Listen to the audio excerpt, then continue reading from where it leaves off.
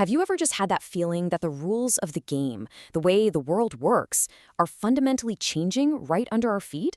Well, that's what we're going to talk about today. We're going to break down this huge shift from a world built on connection to one that's all about strategic competition. This quote right here, it just nails it. For the last few decades, the global order felt so permanent, so inevitable, that we stopped seeing it for what it was, a man-made structure. It just felt like reality. But here's the thing, no structure is permanent, and we are living through one of those moments where it's all changing in real time. Exactly. It becomes the atmosphere. It's like the air we breathe. You don't even think about it. The assumptions about how countries trade, how money flows, it all just felt like, well, common sense. But that atmosphere is clearing, and we're starting to see the machinery underneath. So, before we can really get what's happening now, we have to take a step back and look at the world we're leaving behind. Let's call it the old normal, the post-Cold War world that a lot of us grew up in. These ideas probably sound super familiar, right? This was the mindset. The idea was, let's connect everything. Let's make our economies more interdependent, open things up, and let goods and money flow freely. The thinking was that major wars were basically irrational, a thing of the past. It felt like history itself was moving in only one direction, towards more cooperation. And this right here, this was the big bet. The absolute core belief, especially when it came to rising powers like China. The theory was, hey, if we just bring them into the global economic system, if we trade with them, they'll eventually become more like us politically. It was a really confident, optimistic vision of the future. But that confidence didn't hold. Over the last 15 years or so, a series of massive shocks started to hit the system, and you could begin to see these deep, deep cracks forming in that old worldview. And it didn't happen all at once. It was more like a series of waves. First, the 2008 financial crisis showed us that our hyper-connected system was also incredibly fragile. Then you had the rise of populism, which challenged the whole idea of globalization from the inside. At the same time, it became clear China was rising as a true peer rival, not a partner who was going to converge. And then the final hammer blow, Russia's invasion of Ukraine, which brought major land war back to Europe and just shattered that core assumption of peace. And you know what's so fascinating? You can actually hear this shift just by listening to the words our leaders and economists are using. The whole conversation used to be about efficiency, globalization, openness. Now, listen to the new vocabulary. It's all about resilience, national security, and control. That's a huge tell.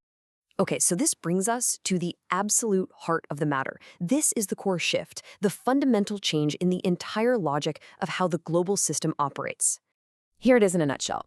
The old world saw connection as interdependence. The whole point was cooperation for mutual benefit. Let's both get richer together. The new world sees those very same connections as leverage. The connection is now viewed as a dependency, and the goal is no longer just mutual benefit. It's about strategic advantage and control. The question isn't just how do we cooperate anymore. It's who depends on who more. And that gives us this really important term, contested dependence. See, globalization isn't dead. We're all still deeply connected. But now, every single one of those connections, every trade route, every financial link, is a potential vulnerability. It's a channel for pressure, a source of risk. So let's make this real. Let's look at how this new logic is completely remaking huge parts of our world. Let's start with trade. For decades, those globe-spanning supply chains were held up as miracles of efficiency. Now, they're seen as a massive strategic vulnerability. The idea of depending on another country, maybe a rival, for something critical like medicine or microchips, that's no longer just an economic issue. It's a national security threat. And it's the exact same story with finance. The global financial system, all those networks that move money around, it was all designed for speed and efficiency. Now, access to that very system has become one of the most powerful weapons a nation can use. Just look at the crippling sanctions placed on Russia. That is the weaponization of finance, plain and simple. And of course, there's technology. The internet was born with this utopian promise of shared innovation, a borderless space for ideas. Today, the tech world is a primary battlefield for geopolitical power. It's a fight for control over semiconductors, over our data, over AI. It's about achieving digital dominance, not just collaboration. So here's the big takeaway. This isn't just some temporary crisis that's going to pass. We are seeing the return of older, much harder questions about power, questions that the whole era of interdependence kind of papered over for a while.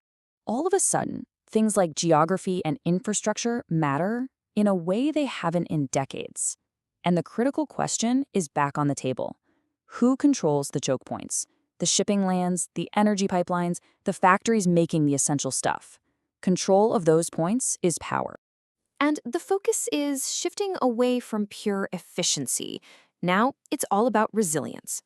The new question is, who can take a punch? Which countries, which economies can endure a major disruption, a pandemic, a sanction, a supply chain collapse, and keep on standing? Power in this new world is all about having options, having freedom of movement. It's about being able to make a move when your rivals are boxed in by their own dependencies. And this really is what it all boils down to. The final, ultimate question for this era we're entering. In a world of leverage, the most decisive form of power is the ability to make others need you more than you need them.